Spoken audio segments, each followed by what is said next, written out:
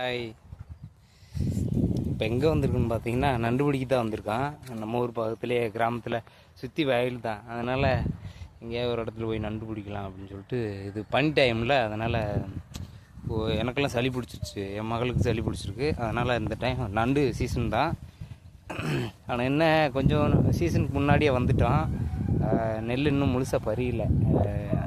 இன்னொரு காரணம் இருக்குது, அதையும் நான் வீடியோவில் சொல்கிறேன். முக்கியமான காரணம் தான், நண்டு அதிகமாக இல்லாததுக்கு காரணம். இப்போ வாங்க நம்ம நண்டு பிடிக்கிறதுக்கு ட்ரை பண்ணலாம், சிக்குதான்னு பார்ப்போம். இதில் ஒரு 2-3 பிடிச்சிருக்கேன். இது அதிகமாக கிடைக்க மாட்டேங்குது. வாங்க பார்க்கலாம். இங்கே ஒரு பொந்து இருக்குது, ட்ரை பண்ணி பார்ப்போம். பாருங்கள், நல்லா பெருசாக இருக்கு. ஆனால்